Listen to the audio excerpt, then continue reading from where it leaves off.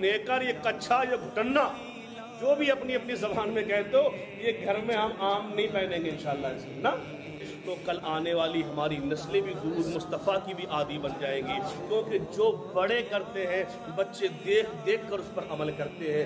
جب تم اپنے گھر میں مصلی بچھاتے ہو تو چھوٹے بچے کبھی تمہارا چہرہ دیکھیں گے، کبھی ہاتھ باندھیں گے، تم رکوع میں جاؤ گے تو تمہارے بچے تمہارا چہرہ دیکھیں گے، پھر وہ بھی رکوع میں جاتے ہیں، چاہے رکوع ان کا جیسا ہو، بچے کی بچے ہیں، اور جب تم سجدے میں جاؤ گے تو وہ بچے بھی سجدے میں جاتے ہیں، جیسا بڑے کرتے ہیں ویسا ہی بچے سیکھتے ہیں۔ اور جب تم پانچوں وقت کی نماز پڑھو گے اور اس نماز کے بعد میں میرے یارو جب مصطفیٰ کریم پر درود و سلام پڑھو گے تو بچے وہ دیکھیں گے کہ ہمارا باپ اللہ کی رضا کے لیے نماز بھی پڑھتا ہے اور مصطفیٰ کریم کی خوشنودی کے لیے درود و سلام بھی پڑھتا ہے، تو وہ بچے بھی نمازی ہوں گے اور بچے بھی درود و سلام پڑھنے والے ہوں گے۔ ان باتوں کا ہم نے ہر حال میں لحاظ رکھنا ہے۔ اپنی نسلوں کو سنبھالنے کے لیے ہمیں خود کو سنبھالنا پڑے گا۔ ہماری نسلیں تب سنبھلیں گی جب ہم خود سنبھلیں گے۔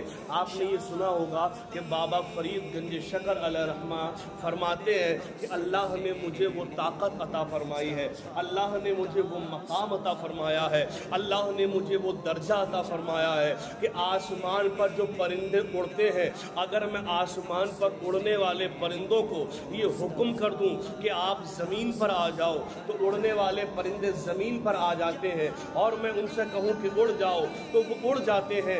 یہ بات اپنی ماں کی گود میں آئے اور ماں کی گود میں سر رکھا، بابا فرید الدین گنج شکر علیہ رحمہ نے عرض کی اماں اللہ نے مجھے وہ طاقت دی ہے کہ آسمان پر جو پرندے اڑتے ہیں میں اگر ان سے کہوں نیچے آ جاؤ تو وہ نیچے آ جاتے ہیں، ماں میں اگر ان سے کہوں کہ اڑ جاؤ تو میری ماں وہ اڑ جاتے ہیں۔ اللہ نے مجھے اتنی روحانیت دی ہے، اللہ نے مجھے یہ مقام عطا فرمایا ہے۔ تو حضرت بابا فرید الدین گنج شکر علیہ رحمہ کی ماں نے فرمایا اے بیٹا اس میں میرا بہت بڑا رول ہے، میرا بہت بڑا رول ہے۔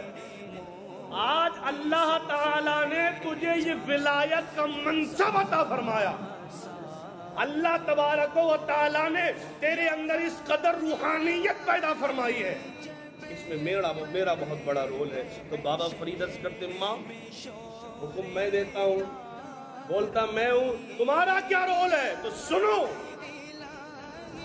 بابا فرید کی ماں نے فرمایا بیٹا جب تو میری چھاتی سے دودھ پیتا تھا نا دودھ، تو میں نے کبھی تجھے بغیر وضو کیے ہوئے دودھ نہیں پلایا۔ یہ اسی پاکیزگی کا اثر ہے، اسی پاکیزگی کا اثر ہے۔ اور آج ہمارا حال یہ ہے کہ وضو تو بہت بڑی بات ہے، ہمیں تو پاک ہی نہیں رہتے، پاکی کا طریقہ ہی پتہ ہی نہیں ہوتا ہمیں۔ اگر اسی کپڑے میں اسی نیکر میں کچھ گڑبڑ ہو گیا تو اسی کو پہن کر نہا لیا، پتہ ہی نہیں ہے۔ بچے نے اگر رات میں پیشاب کر دیا وہی کپڑا بھیگ گیا، تہمند ہو چاہے نیکر ہو، یہ تو رواج آج کل بڑا غلط ہے ہماری قوم کے اندر۔ میں نے پہلے بھی کبھی سمجھایا تھا کہ کبھی یہ نیکر جو گھٹنوں کے اوپر ہوتا ہے نا، یہ کبھی پہن کے گھر میں بھی مت پھرا کرو، یہ حرام ہے، حرام ہی یہ دکھانا۔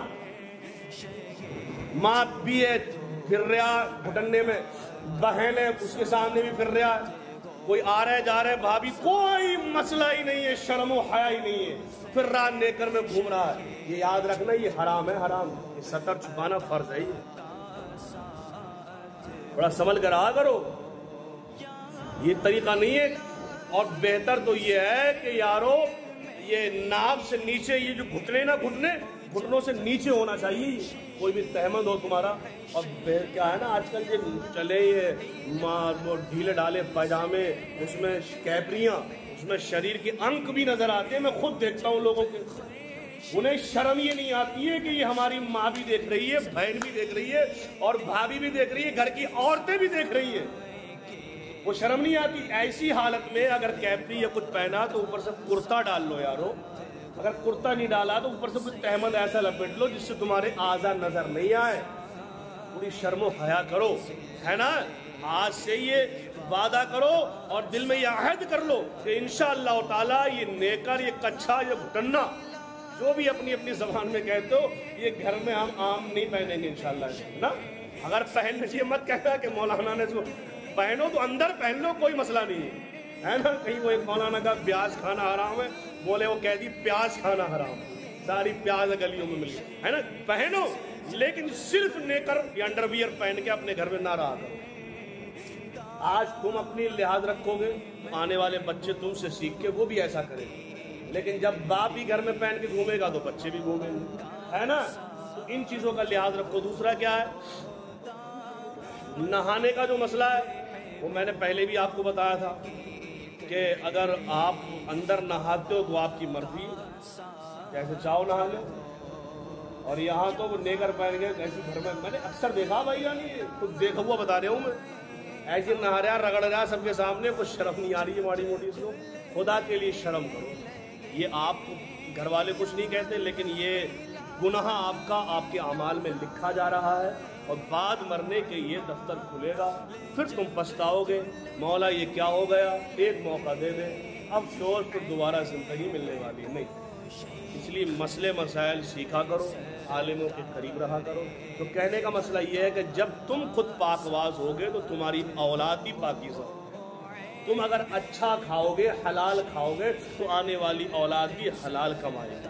اور جب تم ہی اپنی نیت گڑبڑ رکھ لو گے تو اس کا اثر بچوں پہ پڑے. تو ہم نے کرنا کیا ہے, نسلوں کو سنوارنے کے لیے آج سے یہ وعدہ انشاءاللہ ہم خود سنبھلیں گے. بچوں کو نمازی بنانے کے لیے ہم خود نمازی بنیں گے انشاءاللہ تعالی. بچوں کو جھوٹ سے بچانے کے لیے ہم خود جھوٹ سے بچیں گے انشاءاللہ تعالی.